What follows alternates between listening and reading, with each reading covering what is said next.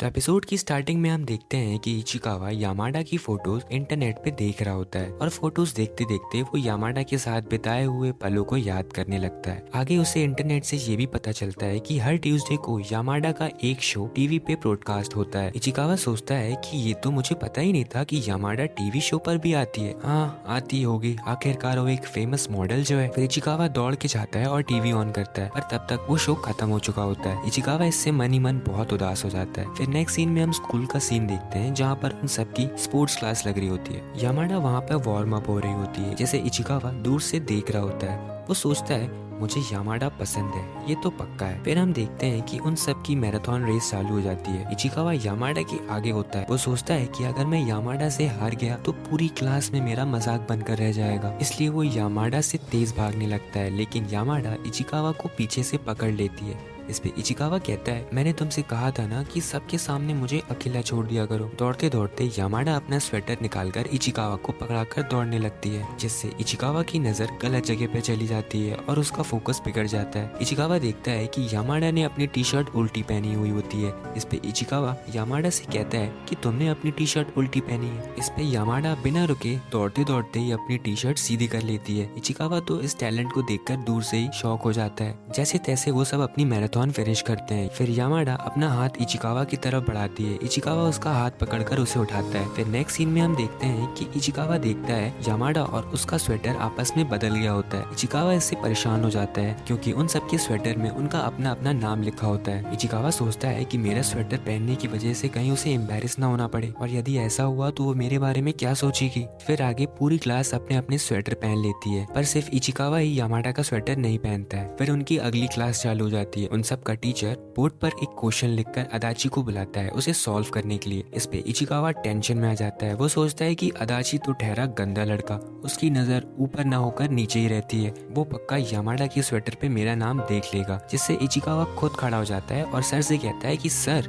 इस क्वेश्चन को मैं सॉल्व करूंगा। इचिकावा क्वेश्चन सॉल्व करने के बहाने यामाडा को अपनी स्वेटर की तरफ इशारा करता है, पर यामाडा तो सिर्फ इचिकावा को देखकर उसमें ही खो जाती है। उनका सर इचिकावा से कहता है कि मुझे लगा था कि तुम इसे सॉल्व कर दोगे, पर तुम नहीं कर पाए, अब जाकर अपनी सीट पर बैठ जाओ। फिर लंच टाइम हो जाता है और यामाडा इचिकावा को नर्स ऑफिस बुलाती है। यामाडा बताती है कि मुझे पहले से ही मालूम था कि मैंने तुम्हारा स्वेटर पहना हुआ है। फिर फाइनली वो दोनों ऑफिस में अपना स्वेटर एक्सचेंज कर लेते हैं। यामाडा अपने कपड़ों को चेंज करते समय इचिकावा का स्वेटर निकालकर उसे गले से लगाकर प्यार से फील करने लगती है। फिर वो दोनों ऑफिस में ही अपनी अपनी हाइट मेजर करने लगते हैं, जिससे यामाडा इचिकावा की बहुत क्लोज आ जाती है। हाइट मेजर करते समय यामाडा का पैर गलती से फिसल जाता है और उसका पैर सीधे वेट मशीन पे जा पड़ता है, जिससे यामाडा बहुत ही ज्यादा एम्बैरेस हो जाती है। वो इचिकावा से पूछती है कि तुमने कुछ देखा तो नहीं। इचिकावा कहता है कि नहीं। यामाडा कहती है नहीं, तुमने सब देख लिया। इस पे इचिकावा कहता है मैंने सच में कुछ नहीं देखा, और आखिर मुझे क्या पड़ी है तुम्हारे वेट देखने की। फिर नेक्स्ट सीन में हम देखते हैं इचिकावा अपने स्कूल जा रहा होता है। वो देखता है कि उसके सारे दोस्त यामाडा के बारे में बात कर रहे होते हैं कि वो जल्द ही किसी मूवी में काम करने वाली है, पर भाई सही में ये लड़का ना कभी नहीं सुधरने वाला। इस पे ये कहता है कि क्या होगा जब उस मूवी में कोई लव और उस टाइप का सीन होगा। इचिकावा उन सब की बातों को इतना ध्यान नहीं देता है और इग्नोर करता है। यामाडा की सारी फ्रेंड्स उसे कॉन्ग्रेचुलेट कर रहे होते हैं कि उसे मूवी में मेन कैरेक्टर का रोल मिला है, पर इचिकावा देखता है कि यामाडा पता नहीं क्यों खुश नहीं होती है। आगे फिर उन सबका टीचर आकर उन सबसे कहता है कि रूल्स के मुताबिक आप सबकी सीट्स आज मर्ज होंगी और आपस में बदली जाएंगी। इस पे इचिकावा पूरी शिद्दत से प्रार्थना करने लगता है कि यामाडा उसी के साइड में आकर बैठे, पर ऐसा होता नहीं है। यामाडा उससे एक बेंच आगे बैठती है जहाँ अदाची होता है। इचिकावा परेशान हो जाता है क्योंकि अदाची अच्छा लड़का नहीं होता है, वो पूरा टाइम बस यामाडा को स्कैन ही करता रहेगा।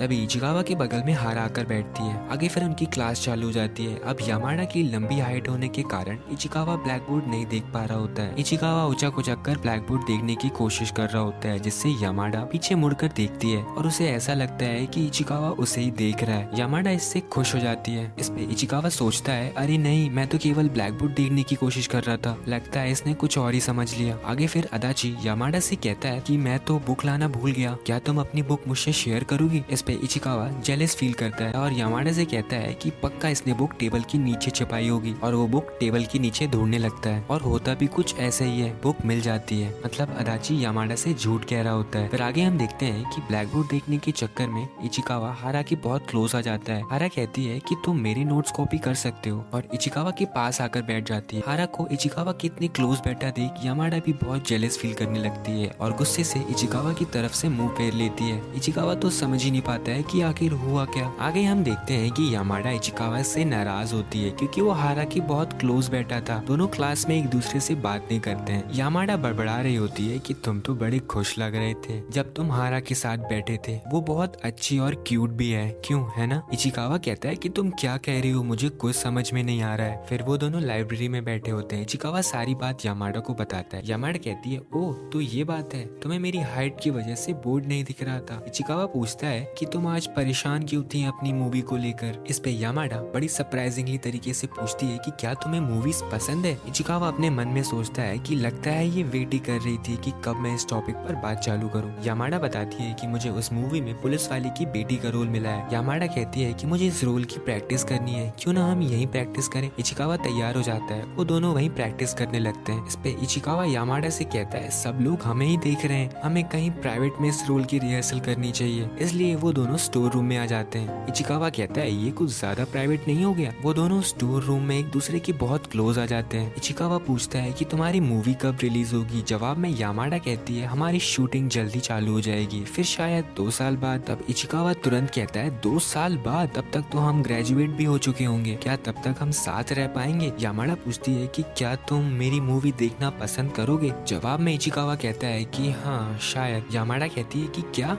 सच सच बताओ। इचिकावा कहता है कि हाँ जरूर। ये सुनकर यामाडा बहुत ही ज्यादा खुश हो जाती है। फिर नेक्स्ट सीन में हम देखते हैं कि इचिकावा अपने घर में यामाडा का वही वाला शो देख रहा होता है जो कि हर ट्यूसडे को आता है। इचिकावा शो को बड़े ध्यान से देख रहा होता है। वो देखता है कि यामाडा को तो बोलने का मौका ही नहीं दिया जा रहा होता है। इचिकावा कहता है उसे देखो तो जरा, बस वो सबको बात करते ही देख रही है। और ऐसे ही शो खत्म हो जाता है। इचिकावा ये सब देखकर बहुत ही ज्यादा उदास हो जाता है। वो कहता है ये पूरा शो खत्म हो गया, वो भी यामाडा के बिना कुछ कहे। वो अंदर से कितनी दुखी होगी। फिर अगले दिन इचिकावा स्कूल आ जाता है। वो देखता है कि यामाडा बहुत खुश लग रही होती है। यामाडा अपने दोस्तों को बताती है कि पिछले शो में मुझे बहुत देर तक स्क्रीन में आने का मौका मिला। इचिकावा कहता है ये इतने में ही खुश कैसे हो सकती है। वो कहता है कि यामाडा के लिए एक फेमस एक्ट्रेस तक का सफर बहुत ही लंबा है। और इसी के साथ एपिसोड 7 यहीं पे खत्म हो जाता है।